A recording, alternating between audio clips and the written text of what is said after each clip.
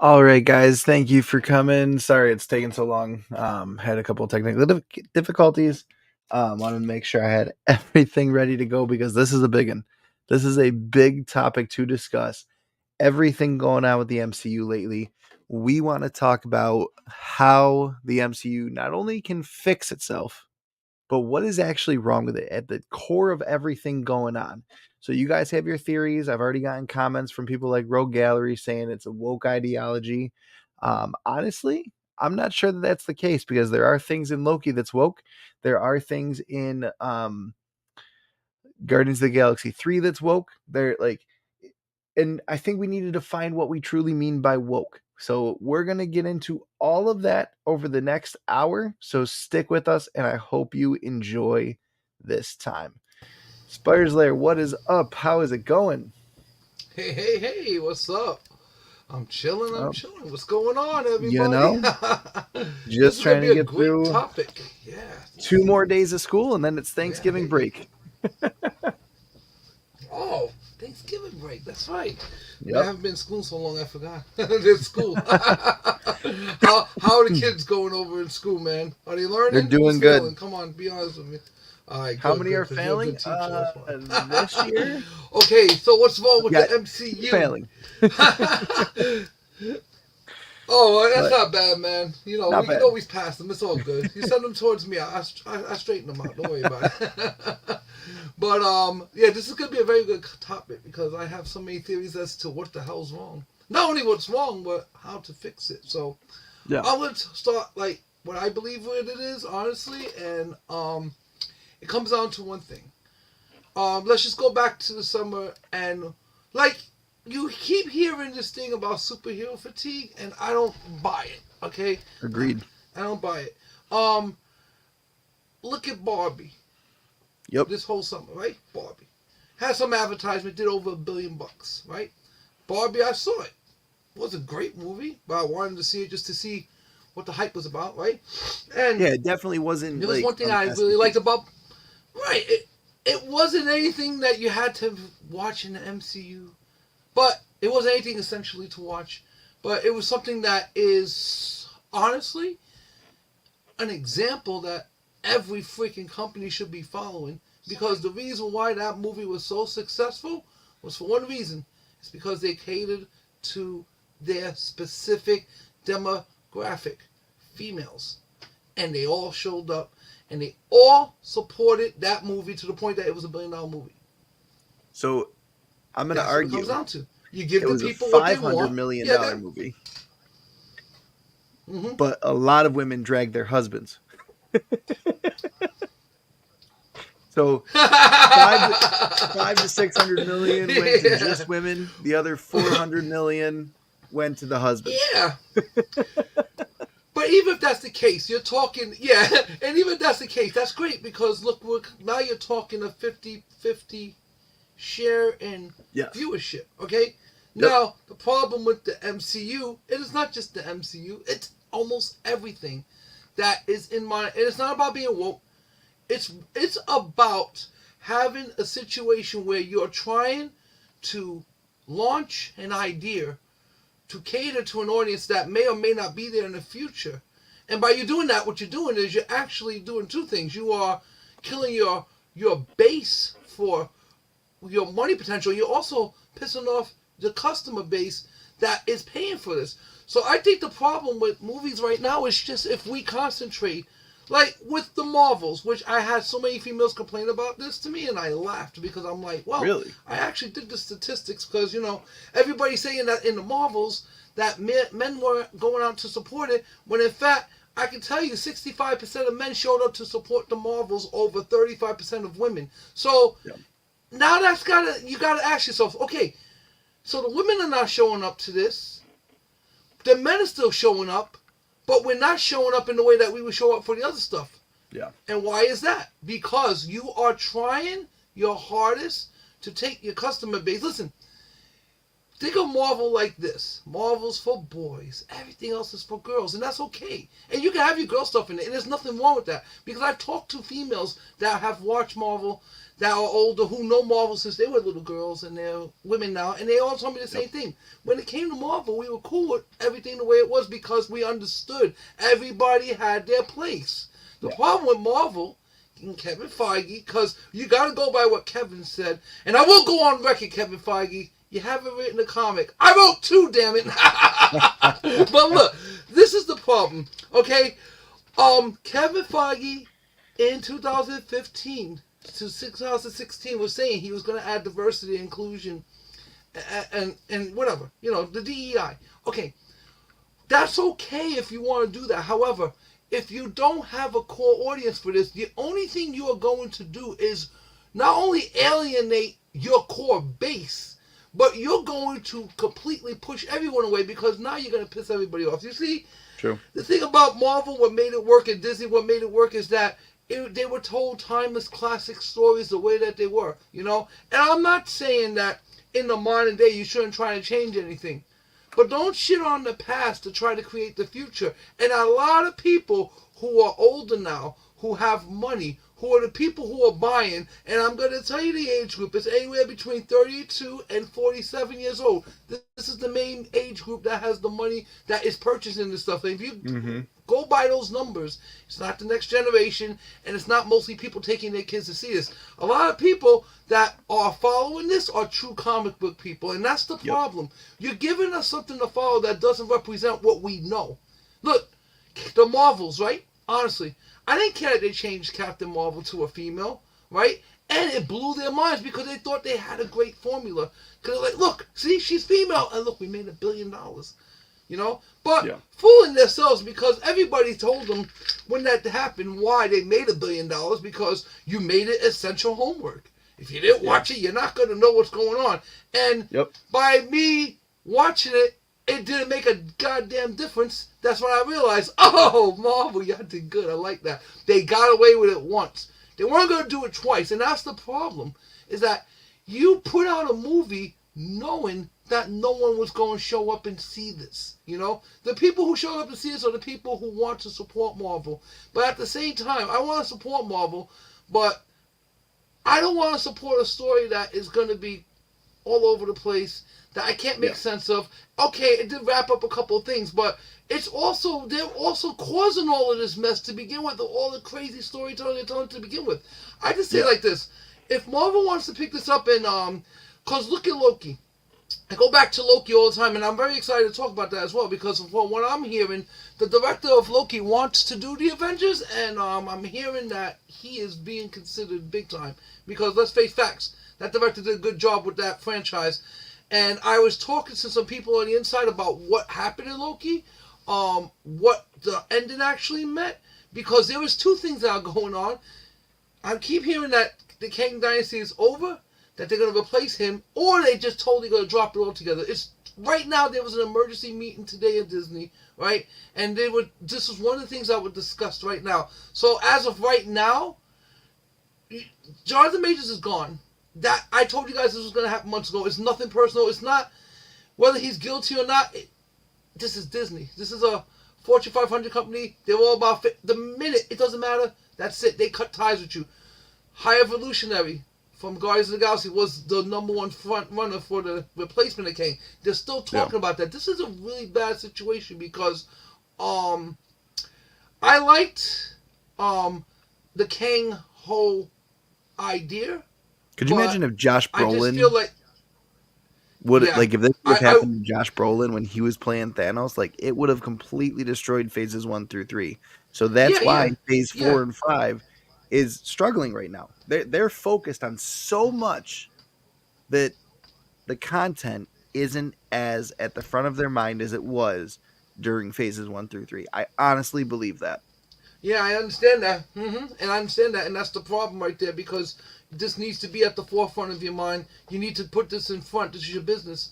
And things that happen, you just got to suck it up and drive on. You can't let that be a distraction all the time. You have to really understand that when these phases were being built, phase 1, phase 2, I forget the guy's name, but he was a long-term Columbia Pictures dude. He protected the pretty much protected Spider-Man and pretty much protected all these IPs for years.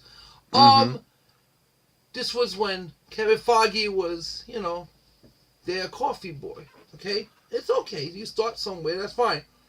When he rolls up and he started to take the reins, that's when you start to see everything going down. And I'm not saying that he did anything right or wrong. What I'm saying is that when he was doing, yeah,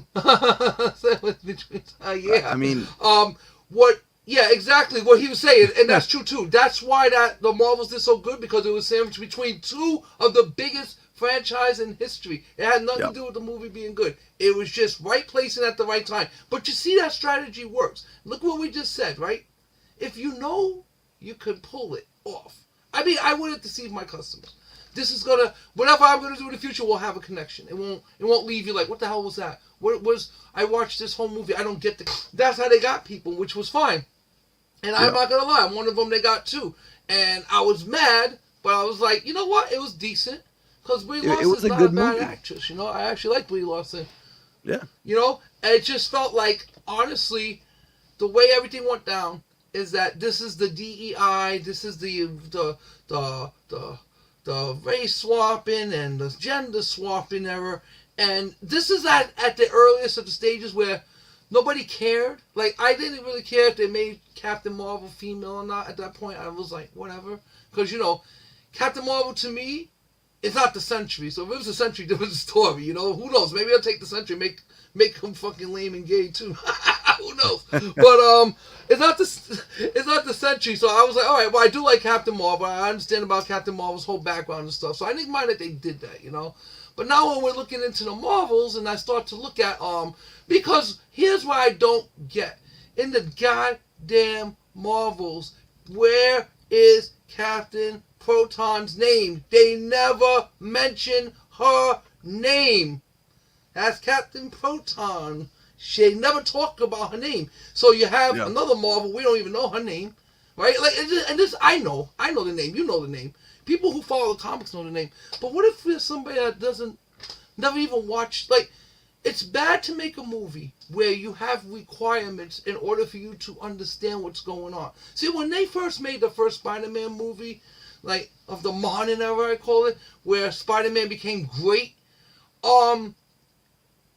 you already kind of knew what was going on, because, the story's been around forever. I feel they could have done this with that story, but when you're trying to pile, like, I understand, too, what they were trying to do. You're trying to connect, which is cool, you're trying to connect a show to a movie, and that's fine. But it's how you write it. If you're not going to write it to be, it didn't flow right. Like, the story didn't flow into the movie right. It's almost like as if we know that this happened. Yeah. But, if you didn't watch it, they do give you a little, like, I love the fact when she was fighting, when Kamala was fighting, the choreography was one of the things that saved that movie. In all honesty, the fight styles, the choreography in the fights, that was great. I loved it. Listen, it was actiony. It was right up to the line of choreography. Perfect level of action, perfect amount of action. Yeah, listen, the choreography was good. The fight scenes were good. The acting all around was good. The chemistry among the girls was actually good. I mean, I saw some Miss Marvel on Disney Plus, and I seen her in the movie way better. I have to say that. Even Captain Proton from WandaVision, well, she didn't have really a significant part, but I always knew when I saw her, because I don't know if you guys remember this or not, but let's go back to the original Daredevil. Do you remember seeing her in that Daredevil? A lot of people don't remember seeing Monica Rambeau. She was in that original Daredevil. She was not... No, I'm sorry, it wasn't Daredevil. It was Luke Cage. She was in Luke Cage. Okay. Now, I gotta go back, because I'm not sure if she was playing Monica Rambeau, but her the minute I saw the character, I was like, that's Monica Rambeau. So the thing is that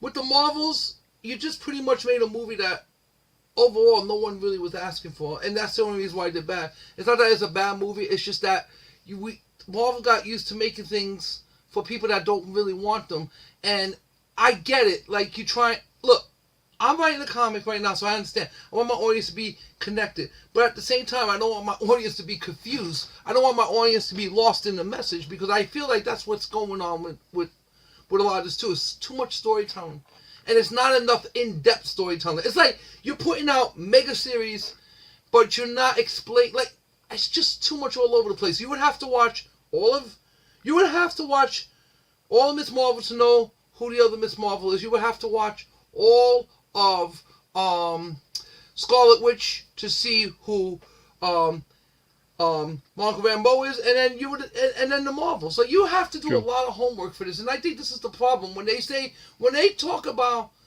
superhero fatigue. I believe in that case is what I would call the fatigue. It's that it's too much required homework, where I like we're watching it, we know the stories, and even if they change it around some, we get the gist of what's going on. Yeah. But it's going to be very hard for anyone who doesn't have that kind of experience, just wants to walk in just to catch a movie. What's going on? It's going to be too. It's overwhelmingly confusing, and there's too much to like. Like if I told somebody, you gotta go watch this movie, this is what you have to watch. I was telling people this, they're like, no, I'm not watching all that. I'm like, well, you can still watch the movie. I guess it may make some sense to you, may not. I'm just letting you know what the required viewing is, so you can be caught up. So you're talking 2 shows plus a movie plus another movie, all those hours, and then you're supposed to go into this enjoying this. You're already bogged down from all the previously on, like, and I hate that, because when movies come out for a couple of years, I always make sure I have to go back and watch the last movie, because I'm not gonna know what the hell's going on. It always sucks when that happens. Sometimes it'll take too long, and they just don't bring you up to speed into the new movie. What happened with the old movie? So it's not. I'm not trying to be critical about it. I'm just saying that I believe. God. So my students have wanted to watch Captain Marvel, so we were watching that during lunch a couple days ago, and they were loving it. Like, they were laughing their asses off. They were having fun with it. The first time you see the Flurkin scene, they were enjoying it, and they're like, "Whoa, what's that?" And one of the kids like gets out their Chromebook and starts researching what a Flurkin is. It was so funny to watch. Yeah. And honestly, like, it's enjoyable to them. But my biggest thing is, like, we keep saying who wants this movie, but like, who wanted a Guardians of the Galaxy movie? Arguably one of the best movies of phase 1 through 3 was Guardians of the Galaxy Volume 1 and Volume 2.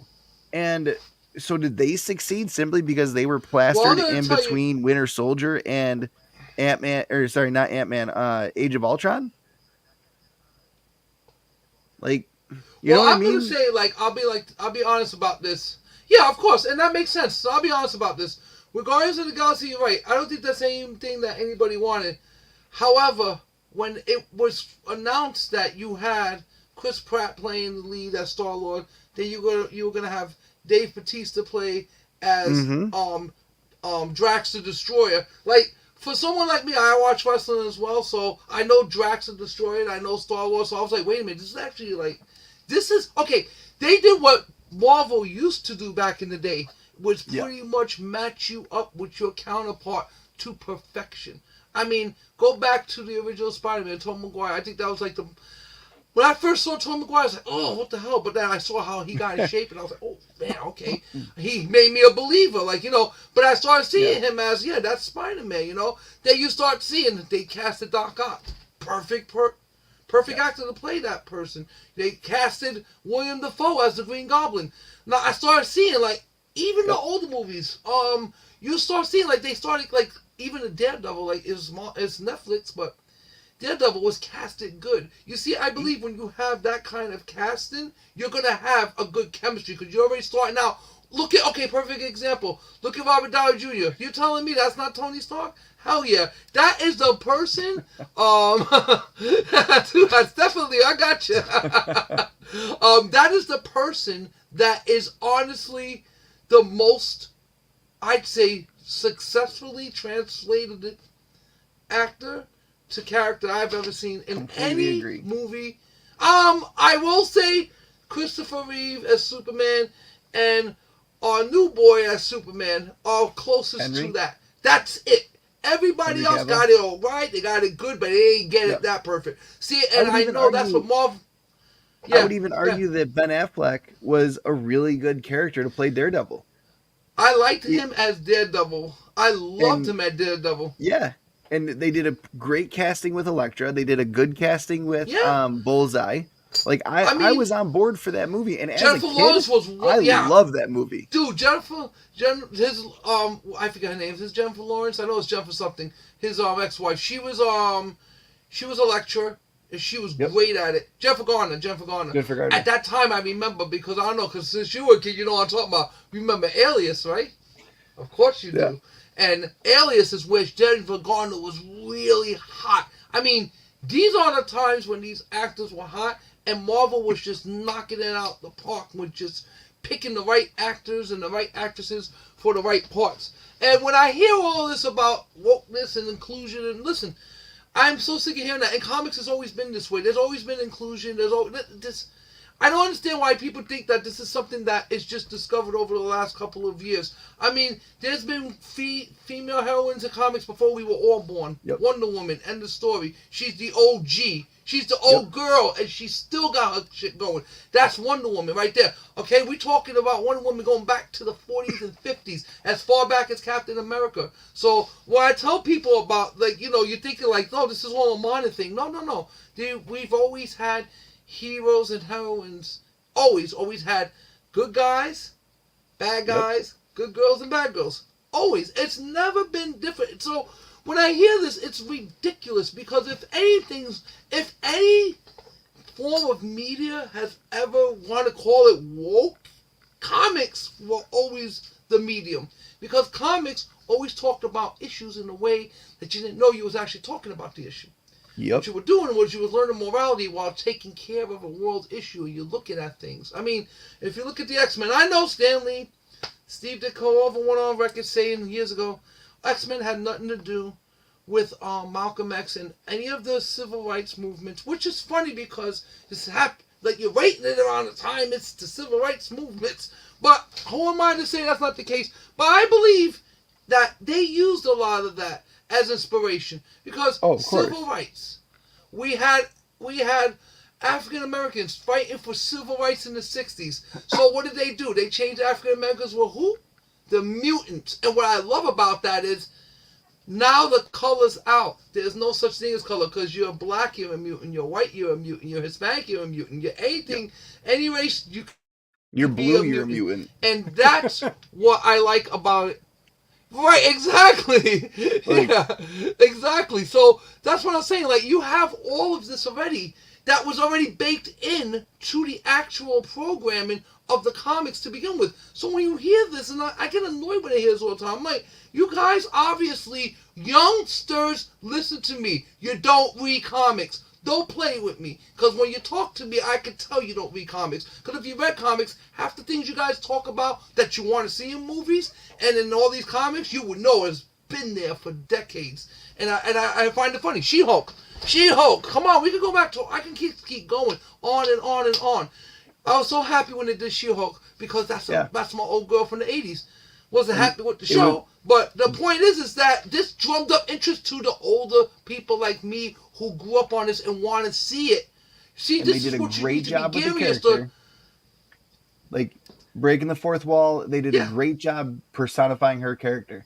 They did a horrible job with the writing. yeah. I remember we were having this conversation. You were a little Yeah. confused about that. And I was telling you, no, no, no. In fact, I gave compliments on that because I told you that was the one thing that She-Hulk was always known to do in the comics was break the fourth wall. So the fact that people complained about that, I enjoyed the fact when she was jumping through the damn screen and she jumps into the next, because that's breaking the fourth wall. People lost their minds with that. And I'm like, no, but I got that. Like, there were things Yeah. to She-Hulk that I could say were good, but Yep. most of it was bad. But there were Yeah, good She-Hulk elements started that they out well. did get to the character. Yeah. Yeah. It's It just like started with out everything. well. Look, Episode it's one just was like, good, but yeah. I liked episode one. I even liked the titanium fight because everybody got bent out of shape about that too. That fight was to symbolize the first time they fought in Secret Wars. That's the Yep. exact move suits that they do. She does a flying kick, Hulk comes right into her and knocks her right the hell out. That's so I got that and I like that. So then when they're on TV saying, "Oh no, we didn't even care about the history," they lying. They're lying when they said they were trolling the troll. No, they were lying. What happened was they had good satire. They just took it too far, and they Yeah. didn't know when to pull back. Or maybe she was just the writer just wanted to see. Well, let's see what we can do. But it was something that they did respect a lot of the lore. Believe it or not, no matter what they tell you, because I know, because like I said, She-Hulk was my girl. It's one of the comics I read didn't growing know up, the and it's lore one of of the things I She-Hulk, loved a lot. but So I know all her story. Yeah. So when I watched it, like I said, the fourth wall breaking, I was on. I was feeling it. I was like, yeah, this is how I wanted to see it. A comedy, like it's a comedy. It's supposed to be a Yep. comedy, but I think Yeah, I don't. they lost. They were getting too involved with the messages, and like they were getting too involved with her. Like, look, she's sexy in the comics. She has sex like a man in the comics. She doesn't make a big deal about it in the comics. She just moves on. That's it. She's She-Hulk.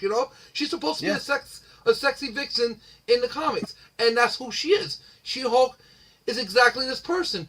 So they got some of it right, but like I said, I just think it was just like a matter of, well, we can respect the law, but let's just try to throw a little twist in there and see what happens. Look, I'm going to put it to you like this. When I run Marvel in 20 years, right, because trust me, you're going to be working for me to the warrior. We're all going to be, yeah, you laugh now. Well, they were laughing when they saw I was going to make a comic, and here it is, right? So there we go. So when I run Marvel, I already know what I'm going to do. For the first 10 years, I am going to just go, I'm going to call it old school. I'm going to call it old school Marvel and just let everything fly. We're going to tell the stories as they were. And if anyone has any, like, suggestions you want to add to that, I would like to work with my fans as well. Like, I think, like, when they make things, they think they're talking for the fans, but I don't know if they actually do talk to the fans. That's why when I'm writing my stuff, I like to talk to all my fans, and I like to pick their brains as well to see, like, what would work? What do you see the story going as? And I love to hear people's ideas, because I feel that even though I'm writing the story, I'm still going to have some influences by my fans and the people who make entertainment around me. These are all the things that are going to entertain what I put out into a story. So when I'm doing things like that, I like to really know what the fans want. Like I said, to me, I'm a creator. I'm an artist. I just want to create for my fan base out there. I want to show everyone that no matter what age you are, no matter what you got going on in your life, do your life. You can make it work. There's no such thing. I'm telling you, when people tell you you can't do it and you don't do it, then you're just proving your power, the power to fail, because you just showed everybody, that's right, I can't do it. Now you take that can't and go into a can. See, so I look at life like that, and I look at comics like that too, because the comics for me was like more of like, I mean, I was grown up very, very strict Roman Catholic, like, the way I wasn't like for a couple of years, we were always in church every Sunday. It was always, prayers and stuff. Like, I grew up in this kind of like world where I was reading about God and Jesus and all of the angels, and then at the same time, I had comics. So I was like, oh, this is a good combo. Comics and the Bible. And why I say they're both good combos is because with comics and the Bible, I learned a lot about morality. I really did. I learned how to help people. I learned that with great power comes great responsibility. I learned that sometimes your actions will have an effect on other people, and that we have to be mindful for what we do in life. That made me realize that at a very early age. This is why I respect comics. I don't get that vibe right now from church today. I don't get that vibe right now from comics today. I get a vibe of confusion, a vibe of telling everybody, just go be yourself. That's not an answer. It's okay to go discover who you're going to be or be yourself. But that's too vague. What does that mean to be yourself? You know what I say? Go do you. Live your life. Take the moralities that you learn in your life. Listen, try to hurt no one unless they try to hurt you first. It's called self-defense. Live your life to where, So I just want to, like, I completely agree. You got to live your life. You got to do all that. But there's so many times when I'm looking back on these old movies, and it's like, if they would have came out today, what would we have called woke? So, like, if you're thinking about Iron Man, that whole trilogy, who's running the show in Iron Man? Pepper Potts. Pepper Potts is telling Yeah. Iron Man Mm-hmm. what to do, how to do it, when to do it, where to do it. That's not woke. That is Exactly. what a woman does No. for a man. But now Listen, in a people. movie Yes. today, we're calling that woke. We're saying that Pepper Potts should not have as big of a role as No. she does in the Iron Man franchise. Like that's how I'm feeling about this, and it's almost it's borderline misogyny Yeah. with some of the way that the toxic side of the comic community Right. talks about this, because they're taking it Absolutely. to a level But that it doesn't have to go to. Yes, some of it is exactly, like because you know what it to the is point that where you too. don't need What to you're take it, saying, but you know, yeah. Well, like you just said, with Pepper Potts, you brought up a perfect example. What is she? Perfect example. That's a traditional woman. And I'm gonna tell yeah, you how she's a traditional woman. Because number one, she stays by his side no matter what. yep, She gives him the best advice no matter what. She always has his best interest in mind no matter what. She will always tell him the way it is, whether he wants to hear it or not, no matter what. He falls in love with her and marries her out of all of the girls that he was slamming when he was a playboy. Why? yep, Because that's what a good woman does. See, yep. Pepper Potts is a perfect example of the patriarchy. That people just keep thinking that this is such a bad thing. Listen to me very carefully. The patriarchy is not bad. There's no such thing as a submissive woman or a cuckold man. It's called cooperation. Mm-hmm. When I walk in public with my woman, she has a role and I have mine. Okay, we all have roles. My woman, I do not expect her to defend me in a fight. No, I'm gonna take care of that. You know, Yep. she gonna cook for me and clean for me. Yeah, that's fine. That's her job. That's her job. Make daddy a sandwich when daddy wants one, and I'm gonna do everything else. I'm gonna protect you like a man. I'm gonna take care of everything like a man. And this is the problem I believe with a lot of people is that all of these roles are being like mixed up in society. People want to become different things and try Yeah. different. Like it's just confusion. When you Mm-hmm. go against your nature, all right? When you're going against your very nature, what happens is, for one, you're very confused because you're not sure which way to go. Two, you have no one to really talk to about this because you're going against your very nature. So as the more you try to push against your very nature, the harder your life becomes. That I found my life to be the best is when I found a partner that I loved a lot who was Yep. all about being submissive in a way, not in a way that she gave up her freedom. Yeah. No.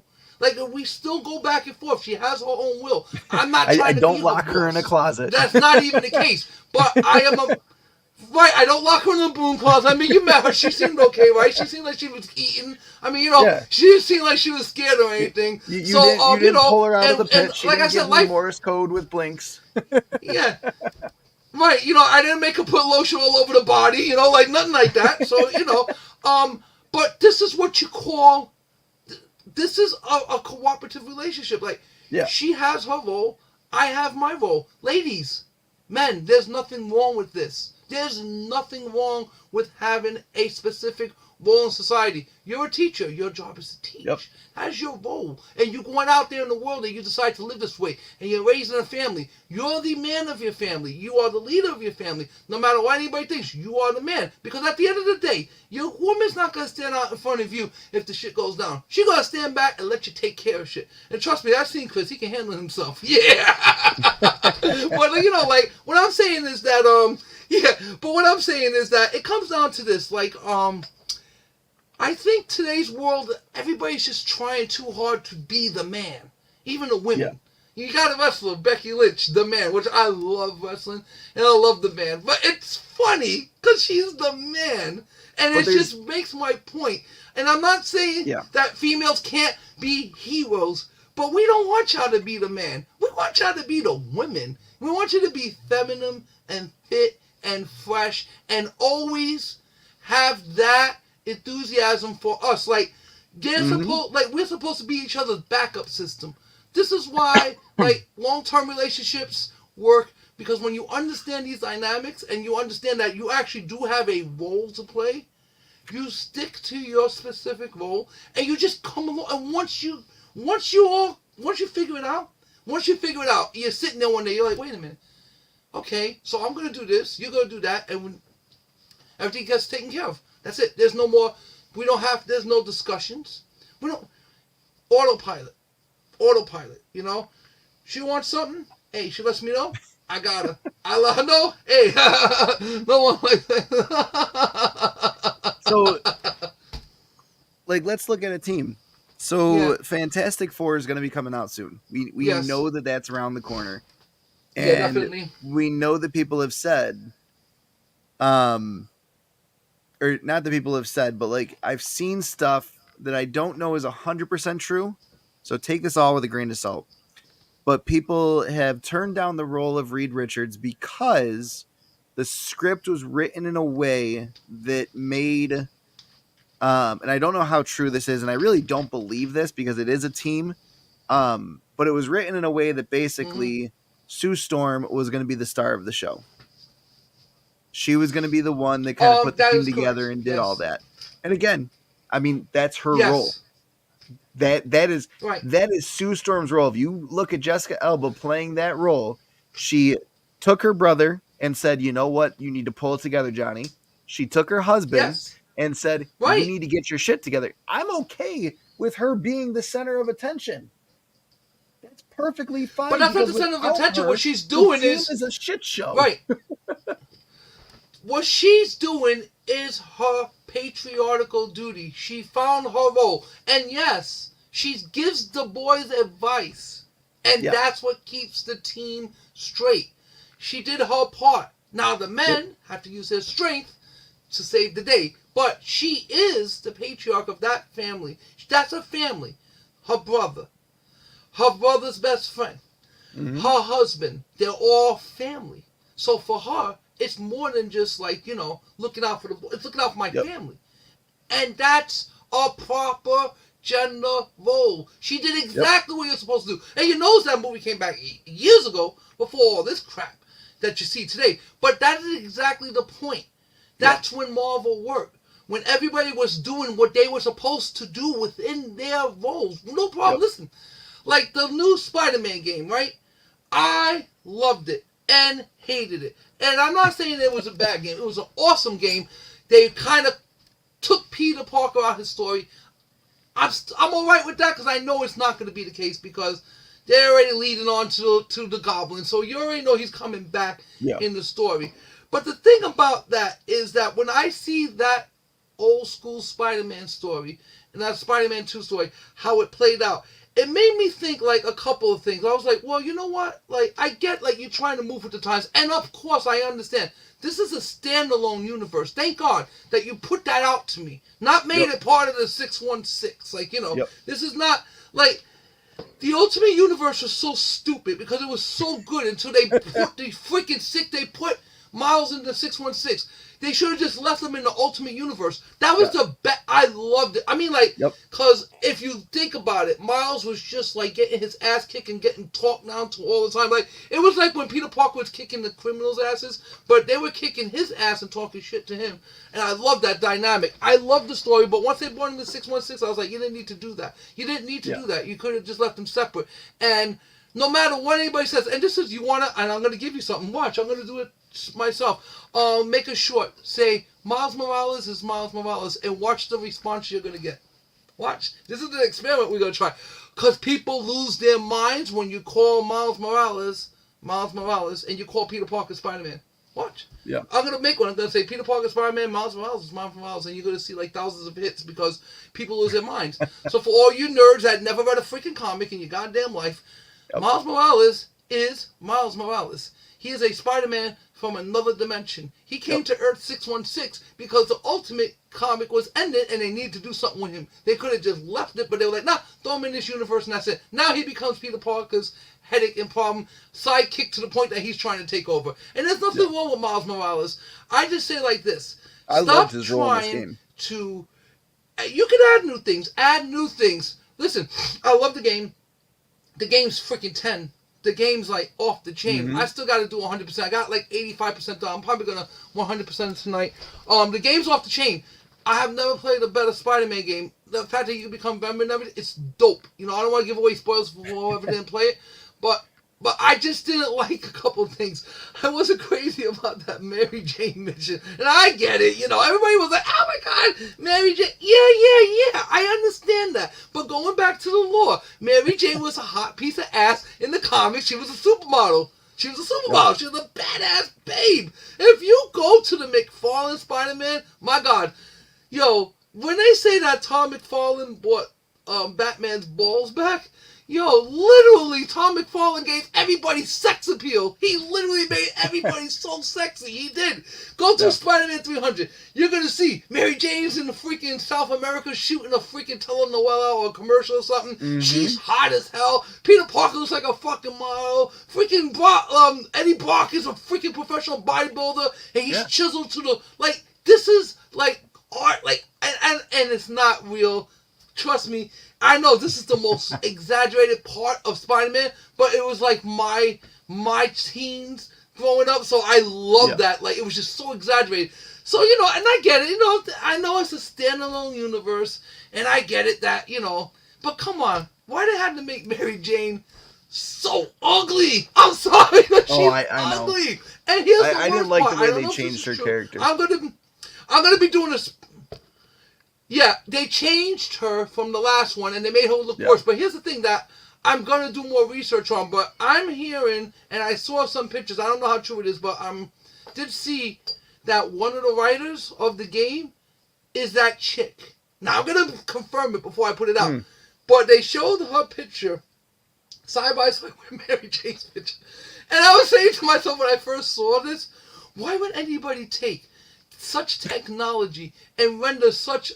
I'm not dissing the woman. I'm sorry. I didn't know she was a real woman. I was like, why would somebody make something so ugly when you have the technology to make it so smooth? But then I realized... When Mary Jane is beautiful. Like, that's what I'm saying. In all the comics, she's a babe. She's a freaking hot piece of ass. She always has been. And that's fine, and yet they made Black Cat look like this absolute goddess. Right. But and that's the whole point. Like, and even people don't understand. Like, when the minute she meets Peter Parker... She meets him and they start to hook up and he's like, oh my God. And she tells him, face it, Tiger, you hit the jackpot. That's her acknowledging, I know I'm fucking hot. And I know I may be too hot for you. But it's okay because I like you. See, I like those characters. They were different. You know? Yeah. The freaking game, she's a reporter, homely looking reporter. She's just homely. And she's just, but has the amazing ability to take out an entire... I took out all of freaking... all of she was trained by Silver Sable. you didn't pick up on that? Yeah. Okay, sure. I know. I just got done training with Silver Sable. Or the training with Silver Sable is finally going to pay off. Like, something. I mean, honestly, that's some badass Silver Sable training. I've read that comic, Mary Jane and Black Cat. Yeah. And... Like, Mary Jane is badass in it. Oh, yeah, she is like, a badass. The way that it's written, she is a badass. And honestly, I love that Mary Jane is no longer this damsel in distress because she never should have been. Yeah, that's true. She should be this, like, massive character in Peter's life that he has trouble hanging on to because she is a strong, independent woman. And you know what I always said, being able to take out Kraven, or, well, not Kraven, but Kraven's henchman... And demons in the other one, like, I can see that. Now, is it entirely believable? No. But at the same time, is it fun? Hell yeah. Was it needed? It was fun. No. I just laughed because I was like, look at how OP Mary Jane is. Like, she's literally OP. With that gun, she could kick everybody's ass. All she needs is just to sneak up on you. Honestly, I just wanted to see. I said, let me take out all Craven's people, and I took every single one of them out. And I'm running around for like 10 minutes. I'm like, but there's nobody here. I killed everybody. This is going to sound really weird, and I know that. I hate those missions. I cannot stand them. Because I don't like those missions either. I hate them. They're so slow. Yes, thank you. They're slow. So you're going from swinging all over. Bad missions. Yes. It's because what you just said. You went from a game where you're swinging all over the place, climbing, defy gravity, to you're crawling up. Yep. Like, that's the one part I didn't like about the game. Yes. That's a mission that I could see in like Assassin's Creed. That's when a mission truly needs to slow down. That's what I felt like I was playing. Yeah. But in Spider-Man, when you're swinging around, I said they should have just made going guns blazing. You can't go from up here all the way down to here and then go right back up. Like it felt out of place Yeah, in you can't both be like, games. oh wait, everybody sees me. Let me go sneak in now. Yeah, yeah, you're right about that. You're right about that. Yeah, I'm just gonna go sneak in. Wait, hold on, I'm gonna swing in. Now I'm gonna just sneak around. No, it Mm-hmm. don't work like that. You really, but yeah, I get that. That's what I was had a problem with it too. It's like the game went from going at 1,000 miles an hour to like Yep. 1 mile a minute. Like you're just going so slow now. Just gotta clean. I'm like, come on, just go. I hate Yeah. those missions, but I like everything else. Um, Like I said, but I with the love the game, missions. They build the world yeah. out. They build the characters, but I hate playing the missions. Oh yeah, I really don't It's the like. I didn't. playing of the mission. It's not. Yeah. It's not the mission itself. If that No, makes I know. any It's just sense to everyone else out there. because no, it does. I know what you mean. Because let's just say now you're coming up on like 2 of them now, right? You can't do shit, man. Yeah. That's it. She's just gonna get her ass kicked, And it's just annoying because you're pressing X and you're like, why isn't she kicking and flipping and punching and shooting webs? She's just going swinging, swinging, swinging. I'm like, no, hit, like Spider-Man. She's like. Run backwards. I'm like, oh my god, you're useless. Yeah. So once it's like more than one person, it's over. She's done. She just gets knocked out. But yeah. I mean, like, I'm not dissing the person in real life. So sorry that it sounds mean because I really didn't know that this was a real person. So when I saw I was like, oh my god. I was like, I made a video about this. I hope this lady doesn't see this and be like, yo, why are you being so mean to me? And I'm going to be like, well, I'll be honest. You do look better than the actual game. The game didn't do you justice. Do some Mike Tyson combos, exactly.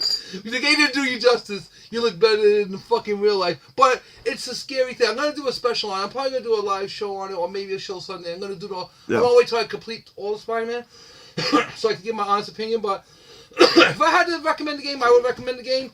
And I would tell people this much. Definitely game of the year. Yeah, well, I'm gonna say it's high up there. For sure. It's good. It could have been better. I think like if you took out those little missions, if you took out the little crap missions and stuff, the game would have been more solid. But I understand too what they were trying to do. They're trying to make MJ a tough girl, which I get that. But there's also like said, no good video games coming out lately. But I tell you this much though. Wait, I will tell you this much though. I did love one thing that they did with her character that I always said that they gotta. I give them my hats off, my friend. They did what I always said they should have done. They made Mary Jane scream, and let me tell you why I always said that. Because Mary Jane, she's a redhead naturally. Would have always made sense to have Scream be her because Scream's a redhead. Yeah. Right, close to Spider-Man. Easy to seduce. Yep. This is what your boyfriend's doing. I can show you the way. So when they did that, that is the one thing that I even like how she pulled off Scream. I really was like, that was like one of my favorite parts of the game. Mary Jane as Scream, hell yeah. Mary Jane as Mary Jane, but as Scream, yes. I would definitely. She was Carnage in King in Black. Yes, I know that she was Carnage in King in Black too. She's got range. She's got range. Yeah. But I'm saying originally, if they would have just did her and kept the original story as her as being, because I said this when I was younger. I used to talk to when I was younger. We used to have these conversations back before they had this thing called the internet. We used to have like tablets and shit. We used to write on and just pass it, throw them over fences. But anyway, we used to talk about this, and this is one of the things we were talking about. Why did they make Scream Mary Jane? She's redheaded. But at the time, too, they were trying to separate both books. Yep. They wanted to separate Spider-Man and Venom. So I can understand why they didn't want to do it. But then that's why you see years later how they revisit it. Because they realized, well, you know what? We kind of dropped the ball on this. We should explore this. Mary Jane makes sense for Scream. Yes. When it's Harry Osborn as Venom. When it's Eddie Brock as Venom, I don't know if I see Mary Jane going with Eddie. If that makes definitely sense. not. What I was going to say, then, how I would obviously never she would never have gone with Cletus. Right. And correct me if I'm wrong, but Cletus is the one that actually created Scream. Yes. So, no. Well, wait. Let me see. No. Because Scream was created in Venom, Lethal Protector number 3 or 4, and Carnage wasn't around then. I believe that what happened was there was a I'm looking at the book now, so Let me see about pulling it down. And this is like the first appearance of Scream. Hold on. I get it.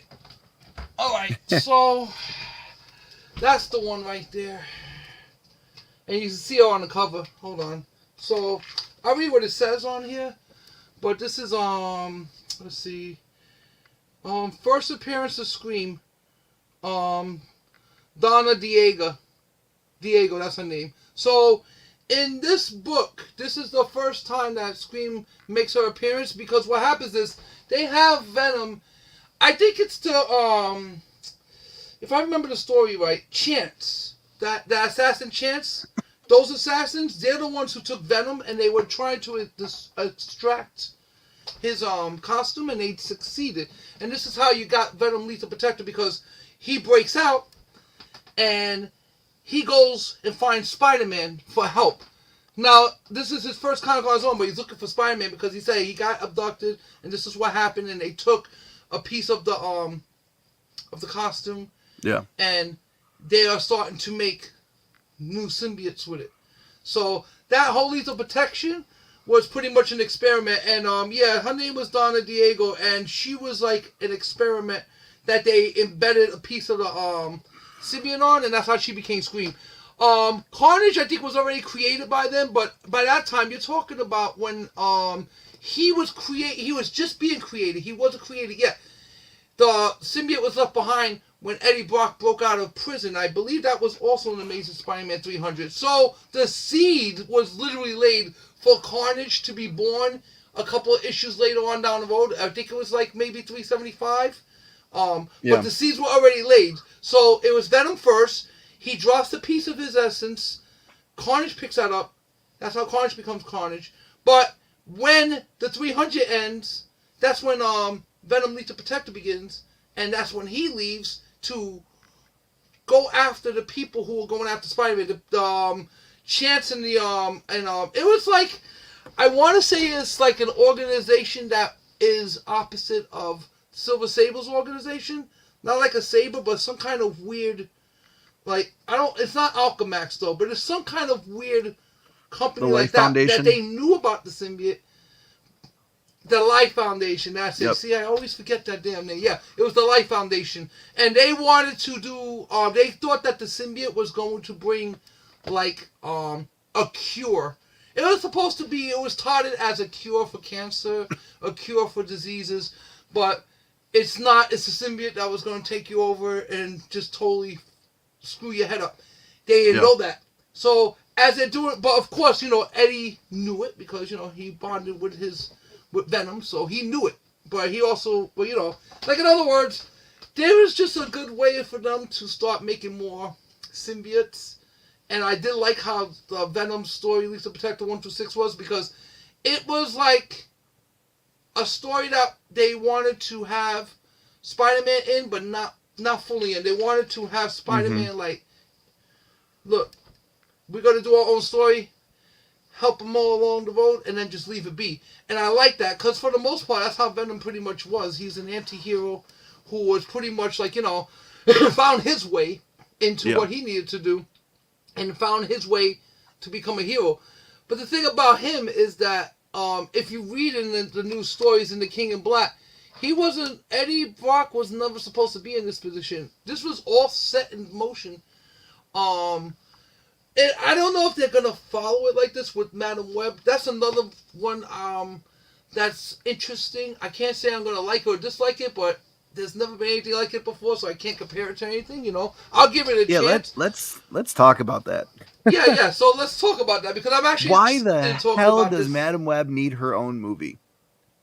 Correct me if I'm wrong, but she has never had her own comic. Why is Madam Web only a goddamn teenager? Well, that too, but... Madam Web is... Yeah, she's... So, Madam Web never had her own comic. Absolutely not. No, she was a guest... Okay, the only time you ever see Madam Web is in a couple of times in Spider-Man, the old Spider-Man. I think it's number 1 something. I have it up there somewhere. Yep. The original Madam Web. It's like right there in the corner. Okay, that's her, old lady. What happened with Madam Web is that she's a psychic. So, in her machine that looks like a web, this is a machine that she was designed to put... It is like... That machine's like Cerebral.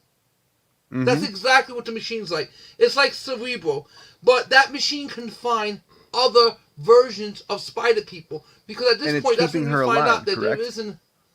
Yes, yes, yes. It's like her life support too. Yeah. Without it, she will die off of it. She cannot leave it. This is why whenever I did like one of my favorite comic adaptations cartoons was the Amazing Spider-Man cartoon, and that one it was where they had a lot. If you want to see a good telling of Madam Web, I would suggest you guys watch those cartoons, the old ones with the Madam Web in them. And even in Shadow Dimensions, they use the same Madam Web, the same voice actor, and everything. And the reason why this is important is because this is what started the entire freaking Spider-Verse. The multiverse. This started every multiverse. It wasn't just like the Spider-Verse. No, every freaking multiverse we're talking about today was started because of one game, Activision Spider-Man Shadow Dimensions.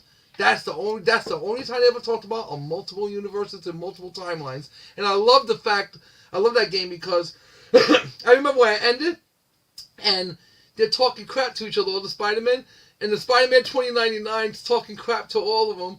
And he goes, hey, no, they're talking crap to Spider-Man 2099. He goes, hey, what are you guys talking about? Where I come from, you all dead. Like, the way Spider-Man would tell it. But I started to see right there and then. I was like, oh, man. So they're going to make multiple Spider-Men. And I thought that at that time, it would have been a great idea. But I'm starting to have, like, a little reserves about it, only for the fact that now there's 740 different Spider people. I can't even keep up with who the hell the first 50 are. The first 75. There's 740 of these people, 742. There's more freaking Spider people than Pokemon. When the hell did that happen? When I was growing up, it was one thing: Spider-Man, Spider-Woman. That's it. That's it. Gwen Stacy died. Mary Jane was a model. That's it. Now you got Spider-Man, Miles Morales. I mean, and I get it. You want to expand on stories. I just hope, like, when my comic takes off and my company's really up there, that, you know, I'm not going crazy with all this stuff. Because I'm not making Einstein gay or anything like that. No, I'm kidding. He's not going to get woke. Maybe he is. There is no wokeness. There is no... Yeah, he's gonna be woke. He's gonna turn light now. That's it. That's what's gonna happen. Also, I just wanted to tell you also about Symbiotic. I completed book 2. I'm proud to say, finally. Not finally. Yeah. I was get what on you're saying. 3 lines, and I was trying to decide exactly how I was going to rearrange those lines. Like, I finished the book last week, and I closed it. But I'm weird because I didn't open it. I didn't open it at all. I literally just opened it, like, yesterday. I was like, let's just open this to see what I need to fix. So I'm reading everything. I'm like, oh, if I take this line, I put it here and change that. Did my final right? The ended. If you guys like the way the first one ended, trust me, the way the second one's gonna end, it's gonna be. I did a lot more explanation into the story. I put more history behind it because I was using Paramore language, so I get into that in the book. I talk about the language, how he starts to learn the language, what happens, and how they are on now to finding the next one, which I can't mention his name. Well, you know his name, but I'll just say this much: the next character, like in this story, I got you. Like, we pretty much gonna be in book 2. We're talking about.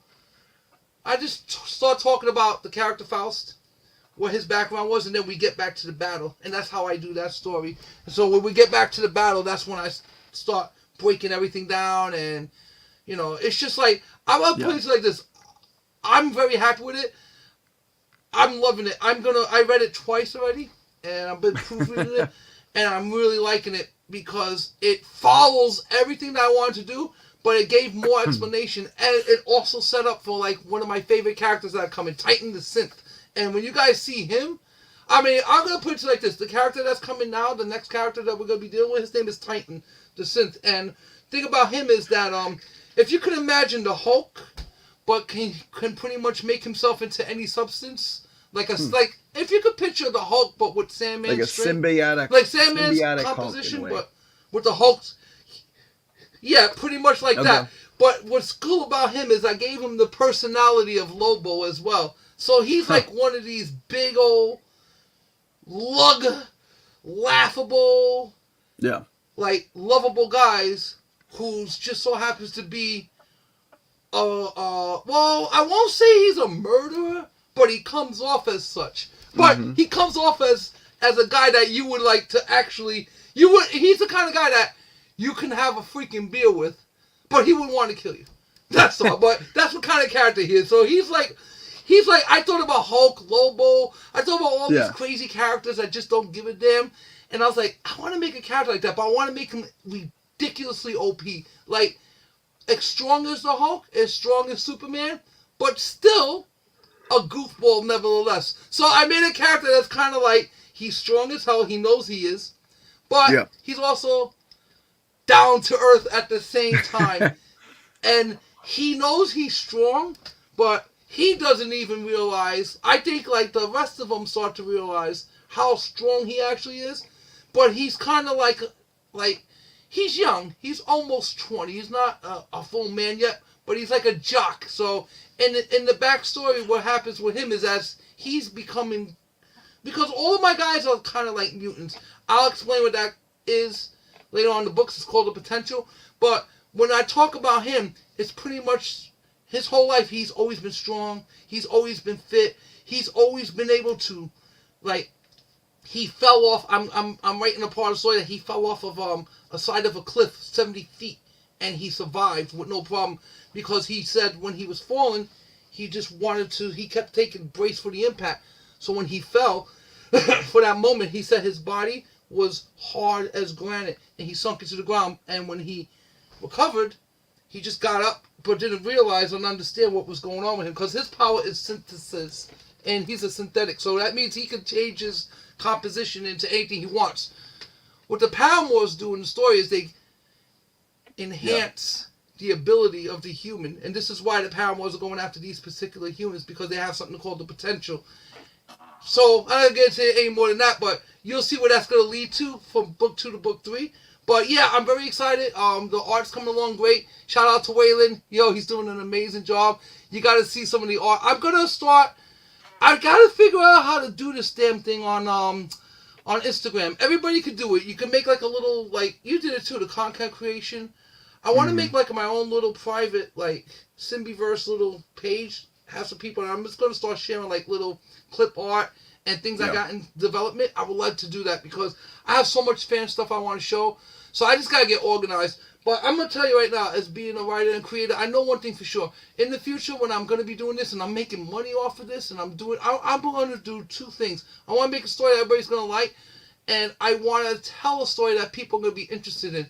And that's why I tell everybody, if you're not interested in what I'm saying, criticize me hard so I can make it better. You know, I don't ever want to lose sight of, you see, we got to understand something, people. This companies were built by men that are not here no more, okay, from a different school, all right? When Stan Lee and Steve Ditko and John Romita and all of these guys were up in their game back in the day, a lot of them didn't really even talk about it. And they're not ashamed to say that.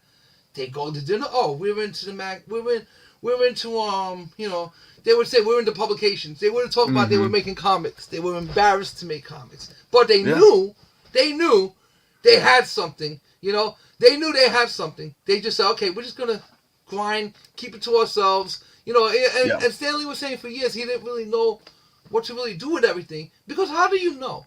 How do you know how everything's gonna develop? You have the hardest, biggest character back out then was Superman. Then he made Spider-Man, and it took Spider-Man at least, I'm going to say, from the time he made Spider-Man from 1962, it had to take at least 15 years for Spider-Man to finally start getting mid-70s. To become the flagship hero that he is. Now, the thing about yes, and the thing about it is that they always wanted to do specials on him, TV shows and movies, but the problem was, the technology didn't. The technology was never there. And they did try to do a Spider-Man show. Yo, if you guys ever want to be like totally, like, if you want to see what it feels like to have a loser Spider-Man, like, it never happens in your life, just as this one time. Like how Marvel feels now, this is like how it would feel back then for Spider-Man. Go watch the first season of Spider-Man on TV. I remember when I was a kid watching that. I remember watching that in the reruns, and I remember like turning it off immediately because as the guy's climbing up the freaking building, there's a goddamn rope, and he's climbing the rope, and you're like, he's not doing anything. He swings, he almost falls off the building. I'm like, what is this? Yeah. What is this? Like, what is this? Like, I'm looking at the comic books. I'm looking at the. I just totally that show completely bombed. Of course it did. Of course. But it's only because they weren't ready to do it yet. But this is my point. The technology now that was you guys not know there. what your property can do. Yeah, but you see now there's no excuses. They know what the property can do. Yeah. They know what the IP's about. But the So- problem is you got people who are in charge of it that don't know how to run it.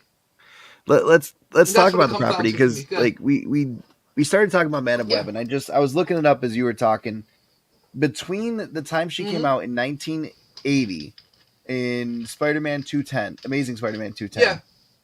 all the Spider-Man comics that came out in Mhm. the 80s, the 90s, and up until 2000, so 20 years, she was in 30, and most of that was all cameo stuff. Yeah. It was that's her kind of showing up and being like, hey, Yes, this is what we're yes. doing. This is what we're working on. Hey, this is what's going on. Like, just Yeah. here to let you know. And honestly, Yeah. I found it very interesting having her in, like, my first exposure to her was not the comics. It was in the 1990s Spider-Man show, which she, like, everything that she needed to Yes. be, she was. But you can't make a Yeah. movie about her. And I also don't like that Right. And it's you're like changing up the fact that she's blind. You're changing up the fact that she's old. Like, set up Julia Carpenter to be the Madam Web the same way that you set up yeah. Hank Pym to hand off the mantle of Ant-Man. Do that. That's what we want to see. Yeah. We want to see you build like Julia Carpenter into this, but you have to do something with those characters first. And don't have it be them fighting against this evil Spider-Man. Right. I honestly believe this movie is Right. going to flop. The fact that we're just now getting a trailer Yeah. and we're 3 months away is crazy to me. The fact that we haven't gotten a teaser at all before this is crazy to me. I honestly believe this movie is going to get pushed back, or it's just going to come out and flop on Valentine's Day. The Marvels, on the other hand, it's going to be a box office failure, but it's not going to fail, if that makes sense. Morbius was a box office failure, and it failed. The Marvels Yes. might fail at the box office, but I think this movie, like, Marvels, is going to age very, very well. It's going to be one of those ones we look back and we're like, I don't really understand why I was so hard on it. The same way that we look back on like Thor 2. Like, Thor 2 wasn't great when it came out. Iron Man 2, on the other hand, is the complete opposite. Everyone looks back on it now and they're like, oh, remember how shitty Iron Man 2 was? I was like, people were praising that movie. That movie was the shit back in the I day. remember praising that movie. Yeah. Yeah. And yeah. now you've got yeah. people who are like, Depends, well, like, they chose the wrong villain. Like, why would you waste that villain? Like, it's Ivan Vanko. You didn't need to do anything more with that villain. That was to build Tony's Yeah. character into the Avengers. How does this playboy billionaire philanthropist get to being on a team? That's where you go. yeah. But people don't always see the fact that not everything has to be hero versus villain, and that's what the Marvels did. That's what Miss Marvel did. It wasn't about hero versus villain. It was about building the character of Miss Marvel.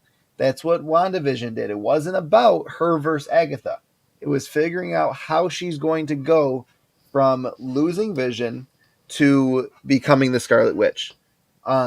Same with Falcon Winter Soldier. Yeah. It wasn't about Falcon Winter Soldier versus the Flag Smashers. It was about how do we get a new Captain America? How does Right. Anthony Mackie's Sam Wilson figure out that, you know what, this shield is for me. This is my mantle to take up. Like, that's what a lot of these have been, and honestly, I don't. And think I'll even that, give you this much. And I'm yeah. I don't think that a lot of older comic book fans are thinking about it that way. They're thinking about the comic books that they loved growing up. They're not thinking about the ones that built up to the ones they loved. if that makes sense. Okay, I'll put it to you like this. That does make sense, but also look at it like this. I told you when we talked about this already what I felt about Falcon and Winter Soldier, and I told you I liked it, right? But now Yeah. I'm going to tell you why I liked it, because that perfect example, because Anthony Mackie was given the shield at the beginning, and he was like, I don't want it. No. Yep. And he Yeah. spent the entire freaking show running away from the fact that that mantle was supposed to be passed to him at this point. See, Yes. Rogers is old. He chose you. You actually disrespected him by trying to be respectful and telling him no. So by Yes. the time the end comes and he becomes the new Captain America, he earned it. And that's what Marvel needs to do. Stop Yes. giving your lead females everything and make them all freaking earn it the way the males did. Peter Parker didn't become Spider-Man overnight. He earned it how? By making mega mistakes. He lost his uncle. He lost his uncle because he was careless, because he let his power go to his head, because he wasn't responsible. And as a result, he lost his uncle. And because of that, that made him the most conscious hero out of all of them. And that's the point. It's about earning who you are supposed to become. You can't just give it away. You give it to these people, they don't earn it. That's why Falcon Winter Soldier worked. Because Anthony Mackie, to me, I'm not saying it's going to be a great movie, but at least in that series, he earned the mantle. To me, he earned being Captain America. He did everything in his power not to want to be Captain America. Took out that other asshole Captain America, which I didn't like that dude to begin with. And I said, okay, you know what? He earned it. I'm sorry, but he earned that shield. He earned it. He did everything you're supposed to do.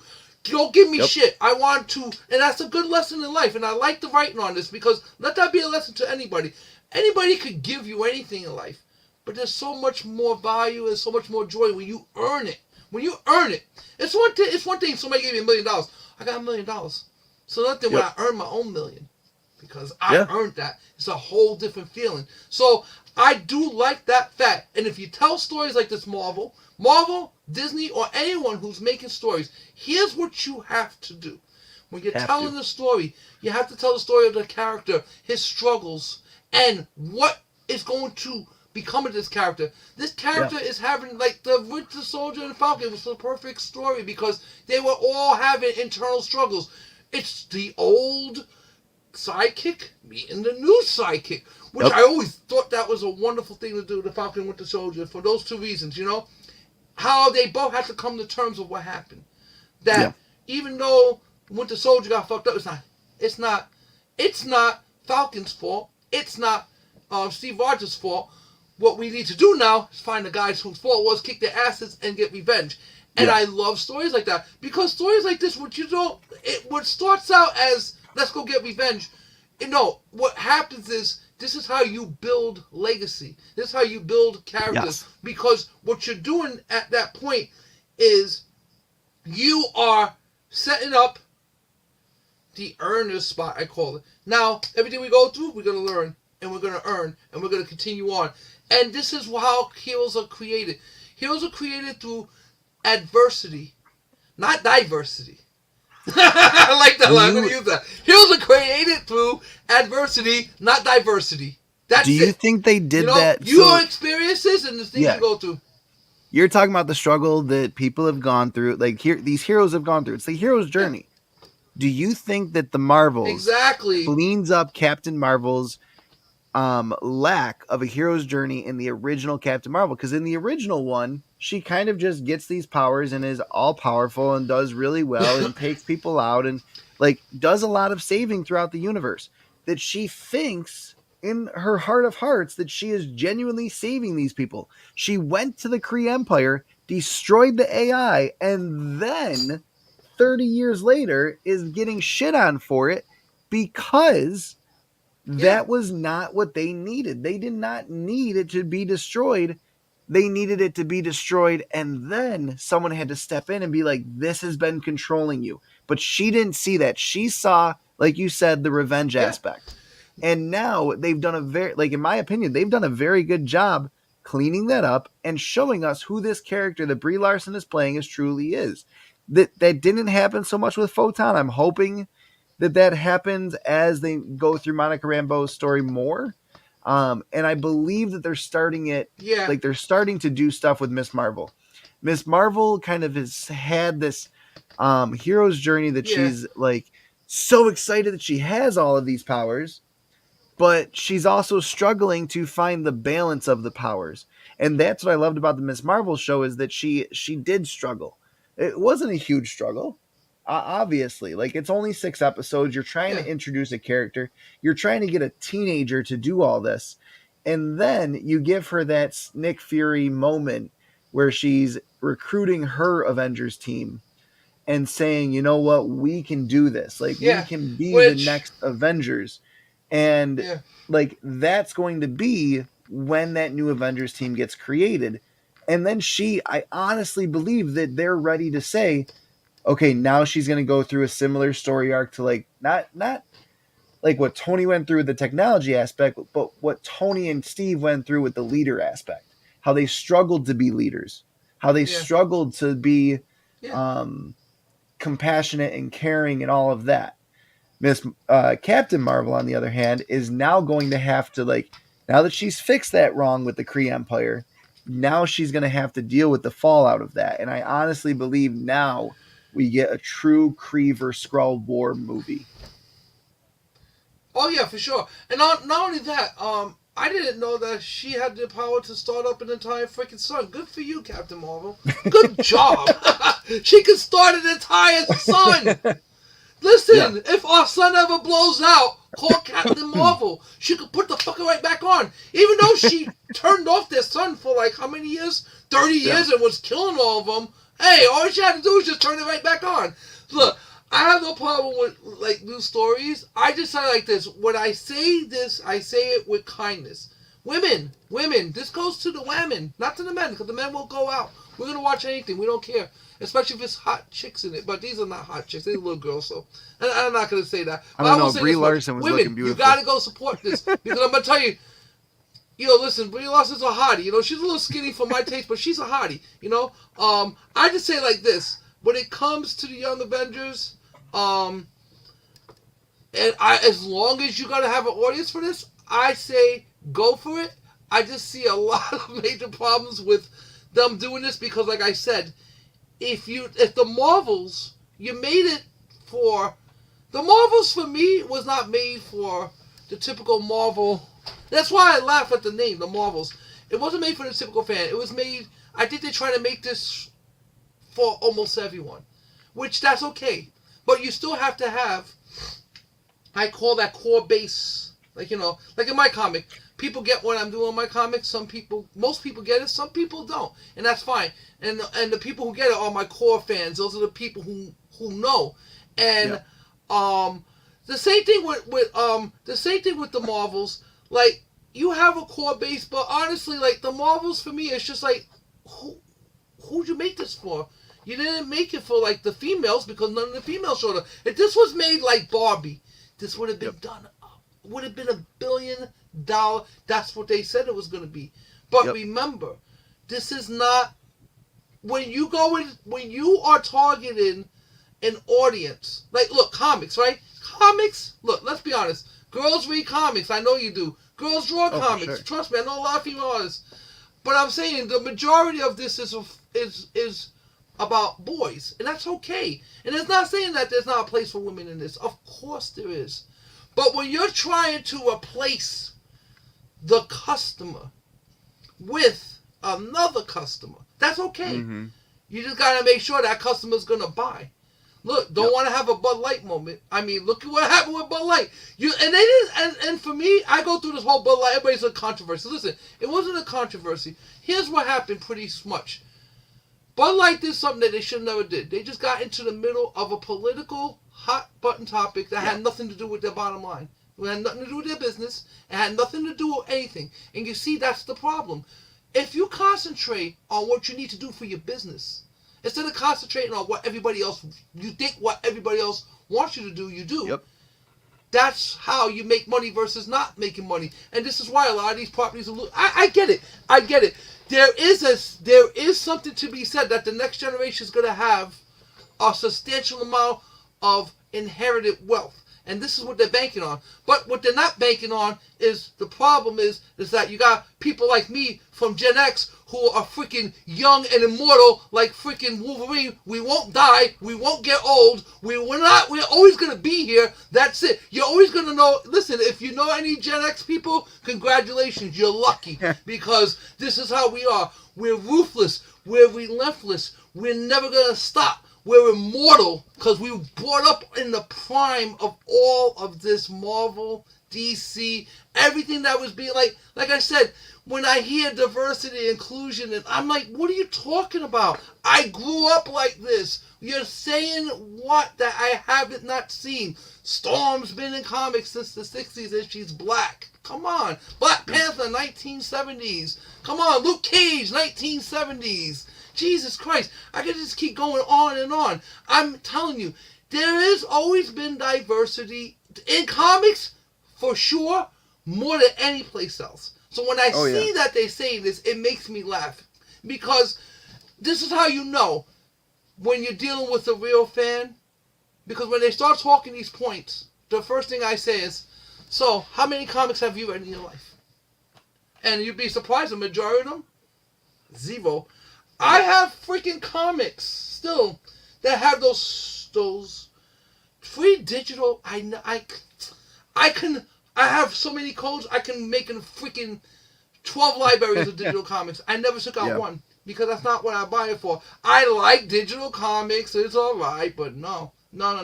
Comic is about the comic. I'm not taking anything out of it. I'm not putting anything digital. It's in printed form. That's how I read it.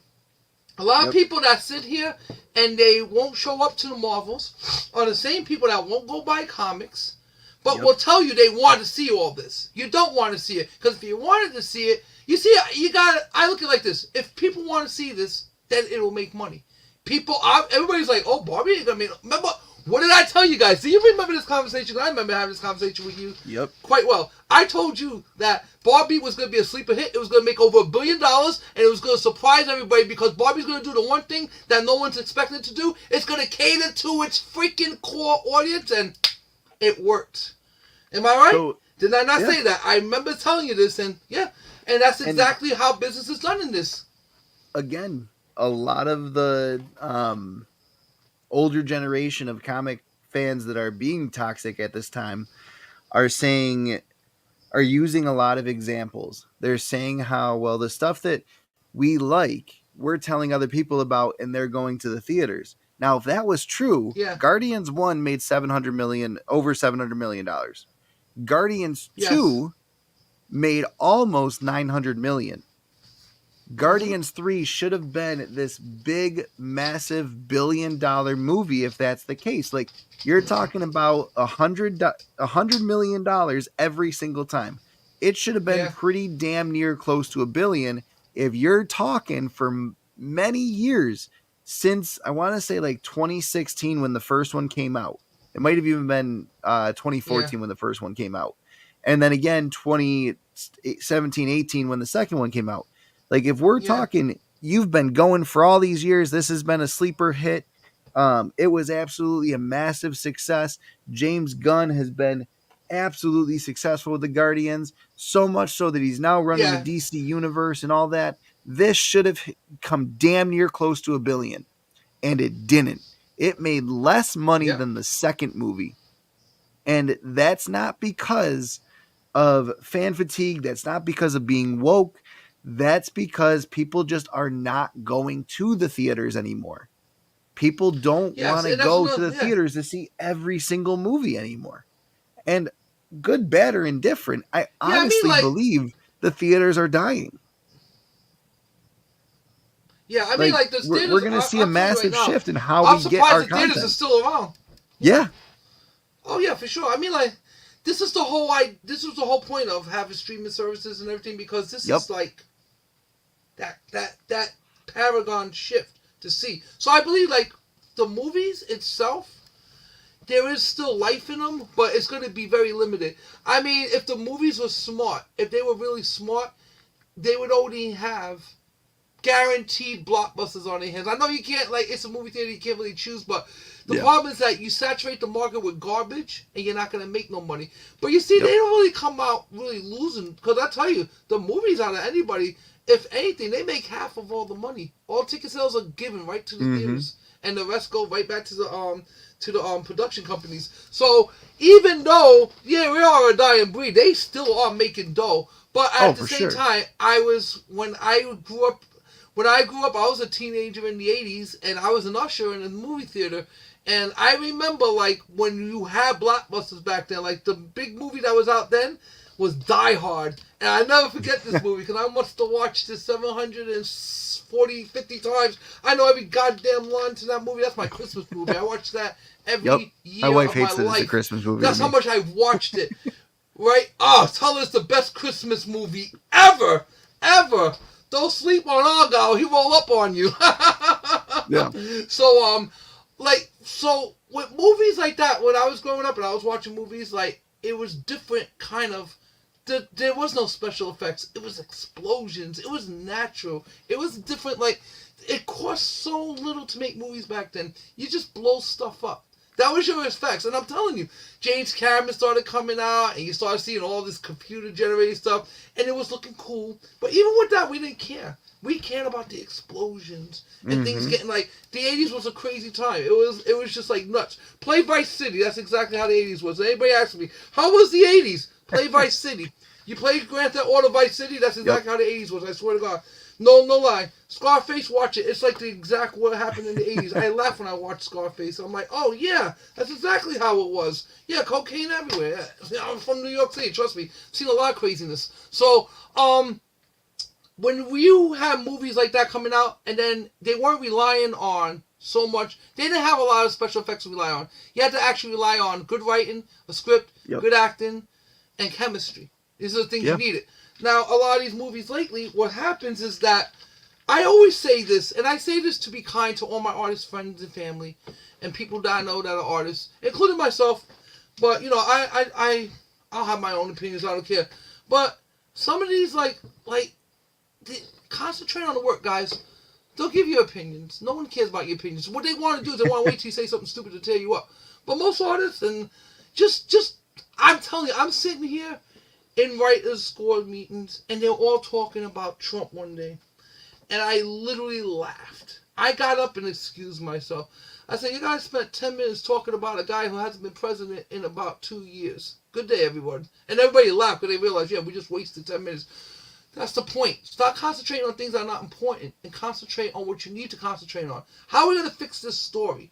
You know, this is why I'm writing. You see me because I'm writing. And trust me, when I go back to work, you know my comics will be coming up to many people's faces. And trust me, I'm going to meet the right person that's going to see my talent.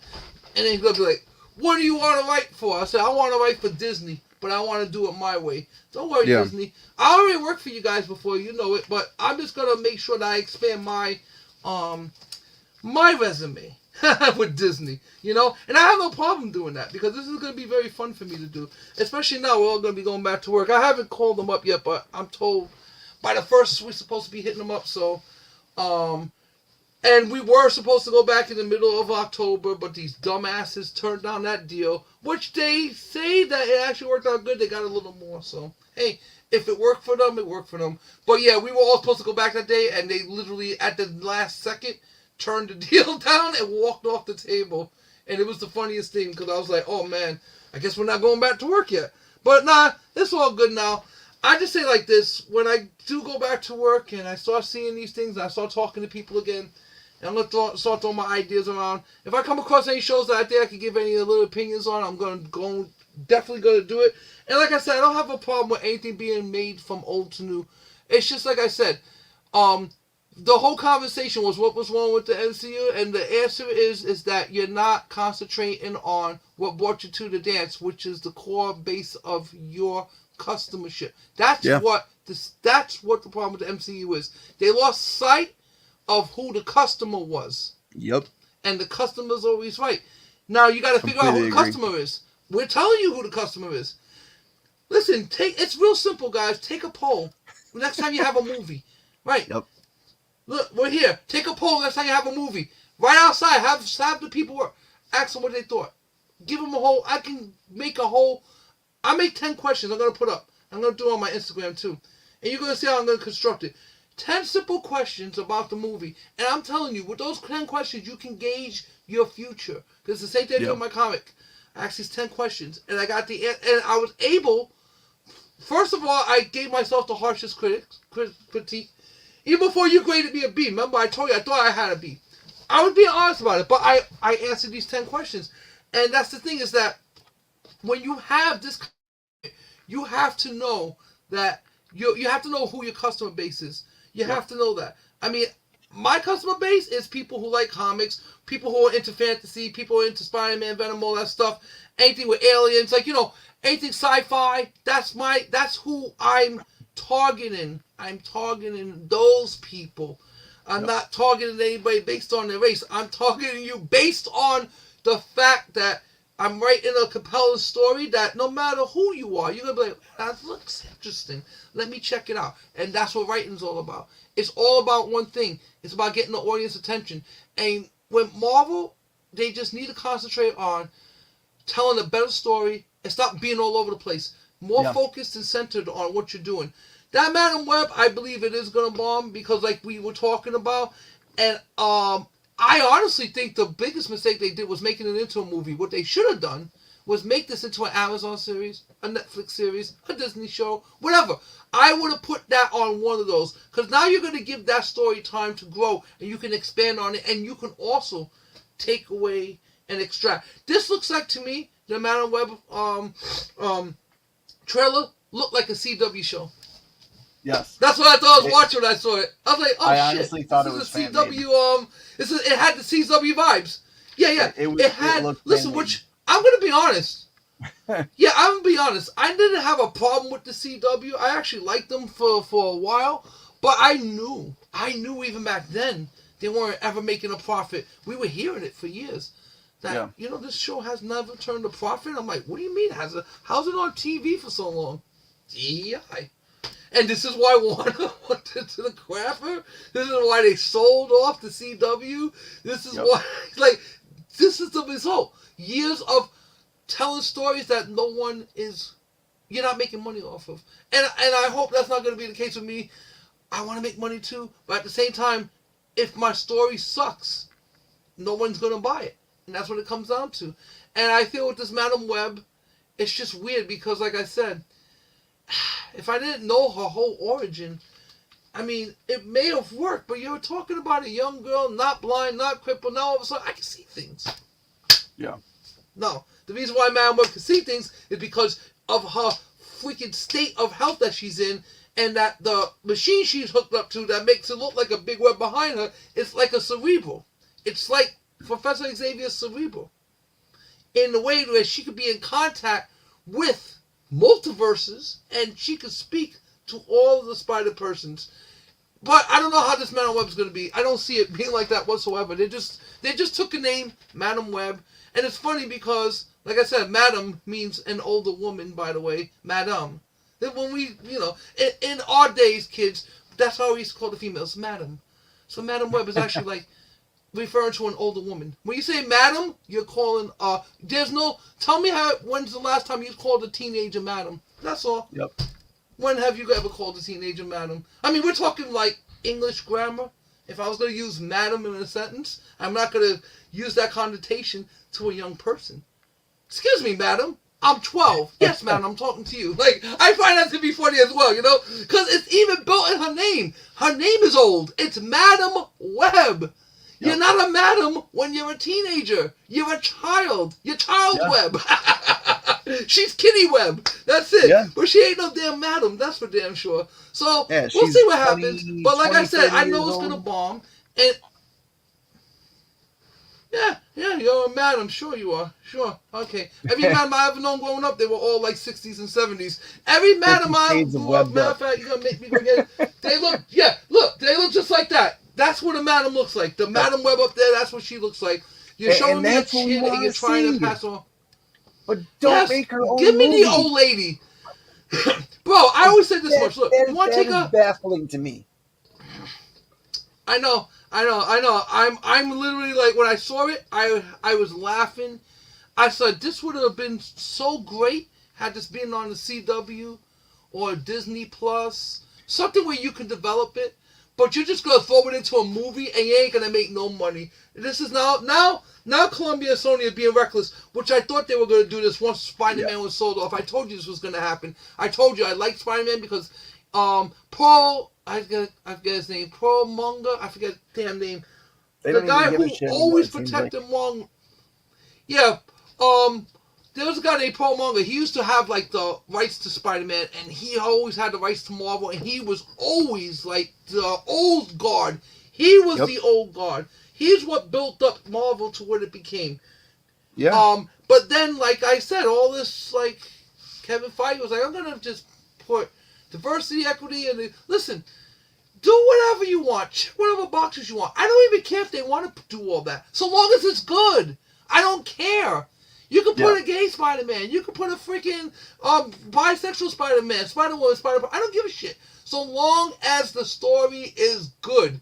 So Yep. what? You're going to tell me a bad story about a gay character? Tell me a good story about a gay character. Tell me a good story about a black character, a Puerto Rican character. I just want a good story. I don't care about the person's color of their skin because most heroes are wearing masks anyway. This is another reason. I did have one problem with the game. The one problem I had with the Spider-Man 2 game was that stupid Miles Morales costume that shows his hair. Okay, so we're I pretending haven't that gotten no there one yet. knows who the fuck you are under that mask, Miles. Yeah. Oh, okay. So there is one costume part where he's wearing it's just you can see his hair, and why So I have like a Wally problem with that West. because the kid's got kinky hair. So you just now you know at the very least he's he's African, or he's Hispanic. So you just literally narrow down your identity. I was like, no. We we went Put from something on your 9 head. That's what million they like people in about. New York It City shows to he's got 5 kinky million hair. people. Yeah. So you now to about 4 million, right? Yeah, 4 to 5 million. Yeah, you literally just cut your odds in half. I'm like, no, don't do that. Don't do that. And same thing with Spider-Man. That's why I like Spider-Man because he was the only hero who was completely covered, and Yeah. anyone could have been under there. And what makes the story great is that it's a teenager under there who grows up into a man and learns how to become a proper hero. But it's a teenager. But you never know that because this thing is because you can't see any characteristics of this person's background. You don't know if they're a Yeah. child or an adult, a man, a woman. That's what I liked about Spider-Man. See, because Superman, you know. Superman, Batman. You know, even Yep. the name Spider-Man. I mean, you could look and see Spider-Man ain't got no girl titties, so you already know it's a man. So, okay. But I'm just saying, like, all of the identities are built into their damn titles. But, Yeah. you I know, get what you mean. with a character that's completely covered, you can do so much with it, you know? I don't know, I'm just old school like that. I mean, like, I don't mind, like, when you see the Enter the Spider-Verse and they're all running around with no mask, and that's fine. Just don't go outside running around with no mask, because the whole idea of you being costumes is that no one's supposed to know who you are. And I feel like the secret identity thing is more or less dead now. Like, people, not only, like, Tony Stark, and I blame Iron Man for that. He's the first one to do that shit. I never forget that in the movie when he said at the end he was Iron Man, and I almost lost my mind because I never saw that the Marvel was ever going to do that. I never thought that he was in the comics. He never ever mentions he's Iron Man. Never. And then in this, he just says Iron Man, and that really screwed my head up. I was like, wow. I did like that twist. Like I said, little things like that. I don't mind having a story modified, changed up. Look, when we saw the new Spider-Man, right? When I first saw Spider-Man, Tobey Maguire Spider-Man, he had organic webbing. I hated immediately, you know, I was like, the hell? I was like, you know what? That's actually kind of cool. So I remember saying, like, I wasn't upset. I did say, what the hell? I was like, I didn't go online. Yeah. Knowing what I know now about Spider-Man, and I want to end it on this. Knowing what I know now about Spider-Man, they completely got rid of his nerdy side. They completely took that away by giving him organic webs, by not allowing him to build his own gadgets. Yeah, and I didn't like that. It was purely about him being Spider-Man. It was never in any of the movies was he a nerd. And everyone says he was a perfect Peter Parker. but Yeah. he never was nerdy about Yeah. anything except for like, ooh, this is really cool what Doc Ock is doing. Like everything else was just like The only time I ever, he likes science. the only He time I loves ever see him science. be He does real, science. the only, yeah, the only time I ever see him be real nerdy is when he was actually in the movie with the other two Peter Parkers, and then he Yes. actually had to like help them make the web fluid. A- But And yeah, they like called you each other say, lab because of studs. that Yep. part, he didn't get to Yep. experience that.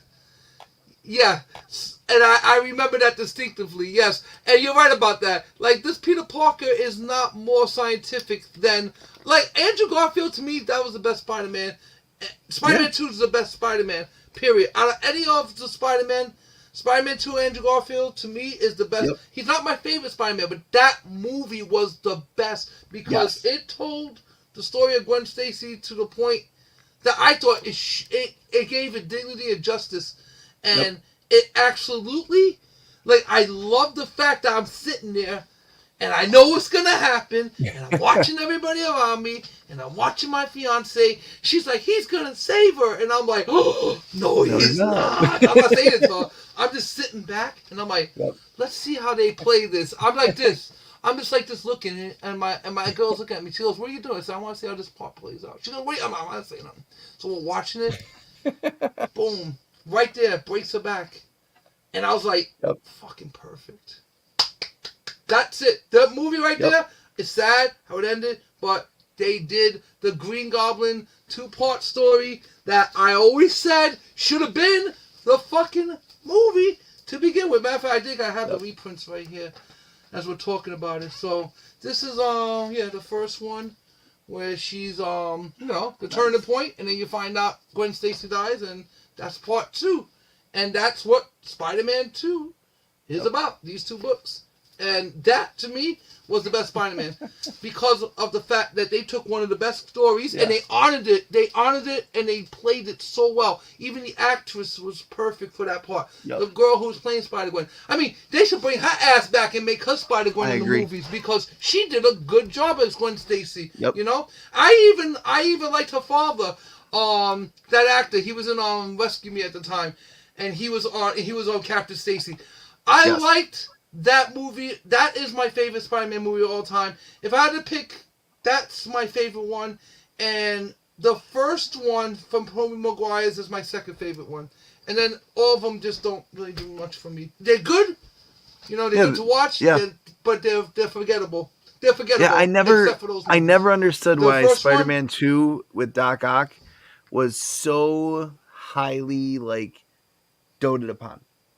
It was good. It was great for its time. Like, I'm when gonna tell it you- first came out, I loved it. I'm gonna tell you why. When I was a kid. But Yeah. now I'm like, Yeah. it doesn't have the same flair.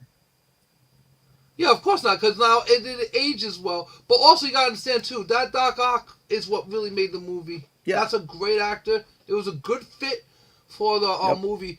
I just feel at that point, like, this is the beginning of them starting to put too many things into one movie. Yep. They were starting to put multiple villains in. Should have just concentrated on one villain at a time. Get to the Goblin. Because that right there, see, for me, I would have just had it been the Goblin the whole 2 movies. Third movie, he would have been Venom. But I would have did Venom right. I wouldn't have did Venom the way that they did him. Because they literally made Venom. But I can, knowing that what we know about the symbiotes and everything, and the technology, that they weren't ready for that. The technology back then wasn't ready to do what Venom could do in the comics. And sometimes that happens. You find out right there in production, oh shit, you know what?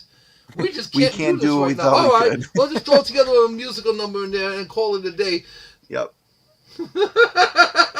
We can't do it. Just throw a musical number in. I'm telling you, when he started singing, all right, I'm not lying. I don't remember what year that came out. 2007? 2007? Something like that. I haven't watched that. I haven't watched Spider-Man 3 since it came out. I have never went back to. I have about 20 of these discs come out. I think after a while, people just knew I started hating Spider-Man 3. So everybody started buying me Spider-Man 3 DVDs and Blu-rays and special editions. Yeah, just to fuck with me. So thanks everybody for knowing how much I like Spider-Man 3. I went with my boys to see it, and they told me, they were like, we were watching your face when you were walking out, and as I ended, it was like you looked like you were in such shock and angry, like. And I do remember turning around, and I told my boy, I said, I'll never watch this freaking movie ever again. Don't ever get it on DVD. And he was the first one to get it for me that Christmas. That's awesome. And it's been happening. Matter of fact, that's who did it. That's how you know now he's a I friend. know. No, that's how I know how this started. I remember now. I was wondering why I kept getting this. Okay, it started with him. Yeah, he started it the first year, and then everybody caught wind that I hated Spider-Man 3. And so watch. I'm going to probably do a video on things I got from Spider-Man 3 that I didn't want that people send me anyway. But I still put it in a layer, you know? I appreciate all the Spider-Man stuff. I mean, I hate it, but it's like a piece of art that you bought that you want to destroy, but you don't do it because you love the art. Yeah. You hate the person, but you love the art. So this is my life. I'm mixed because I didn't like the movie, but I did like some of the stuff that, came with it, all the collectibles and everything. I did like that. I think I have I'm trying to find it. I have a Spider-Man 3 comic from the movie. I just don't know where the hell I do it. It's a little tiny one I got. That's the only thing I got from the movie that I still have. It was a little tiny comic they were giving out. And I was like, oh, this is going to be a great collector's piece. Share it with me on Instagram when you find it. Yes, I definitely will. All right, man. I don't know what I'm doing yet, but I'm going to be chilling. All right, you have a nice night, my friend, and we'll be talking next week. Listen to us, Marvels. Definitely.